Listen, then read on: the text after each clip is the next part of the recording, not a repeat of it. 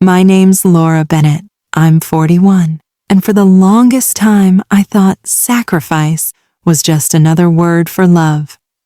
Turns out it was the word my husband used to keep me small. For 15 years, I was a stay-at-home mom, not by choice, by manipulation. When our twins, Jack and Lily, were born, I'd just been promoted to senior project manager at an engineering firm. I loved my job, the structure, the problem solving, the independence. But Mark, my husband, said, "The kids need you more than the office does." At first, it made sense. I agreed to stay home for a while. A while turned into a decade. Mark's career thrived.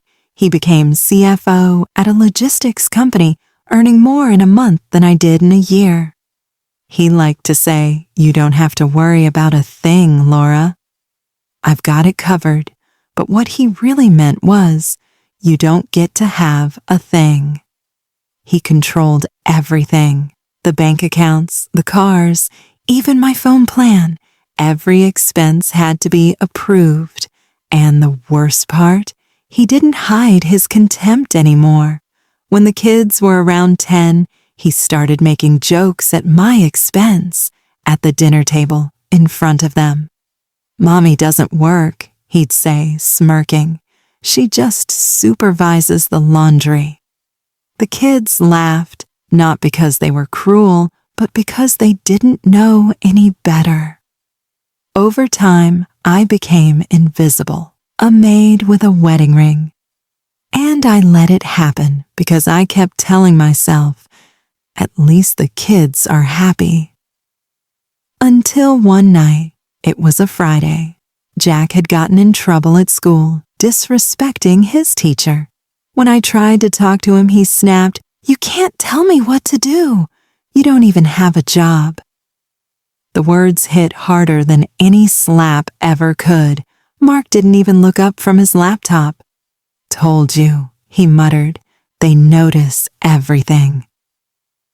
That night, I sat in the dark living room long after everyone had gone to bed. I thought about the girl I used to be, confident, ambitious, the one who once led a team of 20 engineers through a multi-million-dollar project. That woman was gone, but maybe she didn't have to stay gone. I started small. I dusted off my old resume, updated my certifications, joined an online refresher course in engineering project management. I did it quietly, between laundry loads and grocery runs. 2 months later, I got an interview, then a job, then a promotion. I didn't tell Mark, not yet, because this time I wasn't just earning money, I was reclaiming me. For 3 months, I kept my secret life tucked neatly between chores and bedtime stories.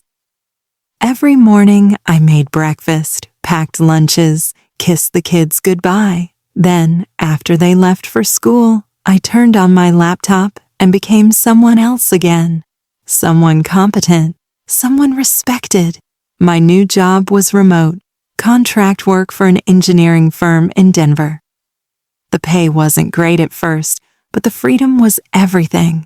I felt alive again, like electricity running under my skin. Mark noticed the change before I told him. "You seem cheerful lately," he said one morning over coffee. I smiled. "Maybe I just remembered who I am." He chuckled. "That'd be nice. Maybe that person can finally learn how to make toast without burning it." Old Laura would have laughed it off. This one didn't. Then came the day it all exploded. Mark came home early from work, rare for him.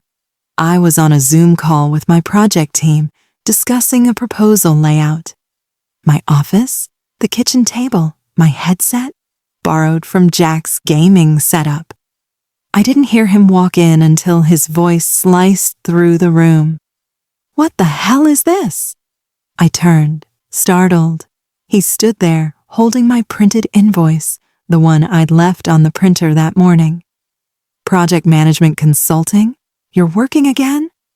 His tone was a mix of disbelief and insult. "Yes," I said, steadying my voice. "I am." He laughed, a sharp, humorless sound. "Doing what?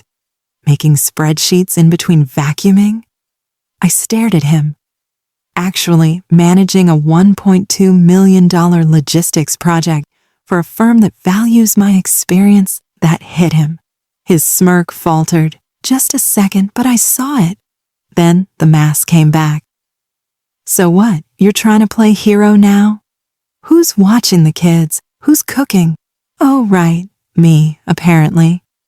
"No," I said quietly. "You're not. You've never cooked a day in your life." His eyes went cold.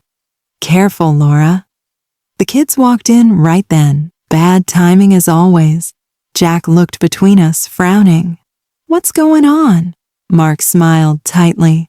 "Mom's pretending she's got a job now." "Isn't that cute?" Lily giggled. "You're working, Mommy." Before I could answer, Mark added, "She's just playing office. She likes to feel important." Something in me snapped. Not loud, not dramatic, just final, like a switch flipping in the dark. I knelt down so I was eye level with them. "Yes, I'm working," I said, "because being useful isn't about who shouts the loudest. It's about who actually gets things done." Mark's jaw tightened. "Don't start poisoning them with your little empowerment speeches." I looked at him calmly. "Then stop giving them poison to begin with." That night, I moved my desk into the spare room and closed the door. The next week, I doubled my hours. Within a month, my manager offered me a full-time contract with benefits and a 6-figure salary. When the first paycheck hit my new personal account, I cried. Not out of joy, but relief. I could finally see a way out. But before I took it, I had one more lesson to teach. Not just to him, but to my kids, because if Mark wanted to show them that their mother was useless, I'd show them what real responsibility looked like. The chance came sooner than I expected. 2 weeks later, Mark's company announced layoffs. He came home late, looking pale. "They're restructuring," he muttered. "Temporary setback." For the first time in our marriage, he didn't have the answers, and for the first time, I did. I didn't say, "I told you so." I didn't gloat. I just quietly paid the mortgage that month, then the utilities, then the grocery bill. The kids noticed. "Mom, how come you're paying for everything now?" I smiled softly. "Because when you're responsible for your family, you don't wait for someone else to fix things. You just do it." Mark heard me. He didn't say a word, but I saw the look, that flash of fear when a man realizes the power he took for granted isn't his anymore. And that was just the beginning. 2 months later, life in the Warren house looked different. Not loud, not chaotic, just quieter. Mark still acted like the king of the castle, but the throne was crumbling underneath him. He'd lost his job temporarily, or so he told everyone at church. In reality, his position had been permanently filled by a younger guy with fewer leadership tendencies and more actual results. Meanwhile, I was thriving. My team had just wrapped a massive logistics contract, and my boss asked me to lead an upcoming project based in Atlanta. Remote or relocation, my choice. For the first time in 15 years, I had choices. Mark didn't know, not yet. He still strutted around, pretending to manage things he hadn't paid for in months. He'd even started using phrases like, "We're doing fine," and "Our savings are stable," as if the mortgage didn't clear because of my paycheck. Then came the PTA fundraiser, the annual social circus where every parent tried to outshine the next. Mark insisted on going. "You should take a break from your little laptop job," he said. "Let people see we're still doing well." I just smiled. "Sure, honey. Let's give them a show." That evening, I wore a black jumpsuit, clean lines, quiet confidence. He wore the same suit he'd had tailored 2 years ago, the one that didn't quite fit anymore. The event was held at the town community center. Balloons, fairy lights, all that forced cheer that hides real gossip. Half the people there already knew about Mark's job transition. The other half had heard rumors, and I intended to let the truth find its way naturally. The moment came when the PTA chair announced the donations. Parents were pledging small amounts, a few hundred here, 1,000 there, all for the new playground. Then the chair said, "We want to give a special thanks to the Warren family for sponsoring the new reading lounge with a $10,000 contribution." Heads turned. Mark's smile froze. He leaned toward me. "You, what?" I kept my eyes forward. "It's from the kids' college fund," which, by the way, I rebuilt. The applause rolled in before he could reply. Cameras flashed. He stood there clapping stiffly, the perfect picture of a man pretending to be proud of a wife he'd once called useless. Later, outside, when the lights dimmed and people started leaving, he snapped. "Where the hell did that money come from?" he hissed. "From my job," I said simply.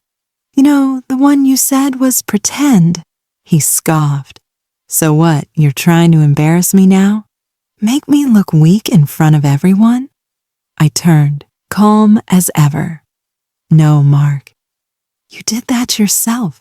I just stopped cleaning up after it. That night I didn't sleep, not from guilt, but from clarity. I realized I'd been playing small for so long, shrinking myself to keep the peace in a house built on his ego." The next morning, I sat down with the kids before school. "Jack, Lily," I said, "I need you to know something. You've heard your dad call me useless. That's not true, and it's not true about anyone who works hard in silence."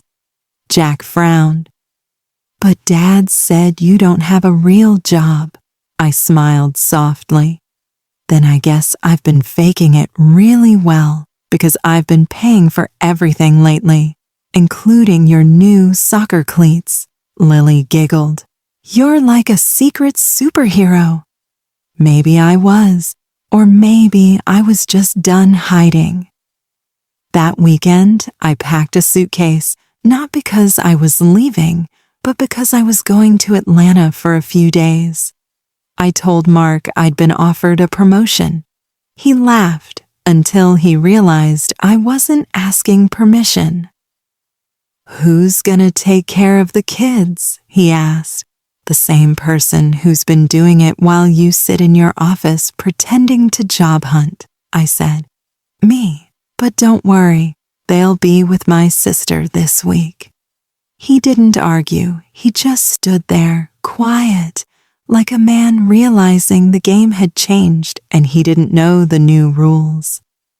While I was gone, my firm's HR department finalized my relocation bonus, enough to start over anywhere I wanted. When I got home, he was waiting at the door, trying to act casual. "So, how'd your little trip go?" I handed him the envelope. "That's the mortgage statement. Paid in full. You're welcome." His brow furrowed. "You paid it off?" "Yes, which means the house is mine now, legally. I refinanced it last month under my name." He stared at me, speechless. I smiled, not cruelly, not triumphantly, just peacefully. "Remember when you said I was useless?" I asked. "Turns out I'm pretty damn resourceful." And for the first time since I'd met him, Mark didn't have a single word to say. 3 weeks after I paid off the house, the silence between us grew louder than any argument we'd ever had. Mark stopped pretending to work. He spent his days on the couch scrolling job listings he'd never apply for. Every time I came home, I could feel his pride shrinking, not because I'd won, but because he finally saw what it felt like to lose control. I didn't rub it in. I didn't need to. The truth was doing that for me. The kids, though, they were watching. Jack started asking questions at dinner. "Mom, why does Dad say mean things about your job if you do everything?" I smiled. "Because sometimes people don't understand how hard it is to carry a family quietly." He nodded, serious beyond his 10 years. "I think you're the strongest person I know." That night I cried, not from sadness, but from relief. For years I'd swallowed my worth to keep the peace. Now my son saw me. That was enough.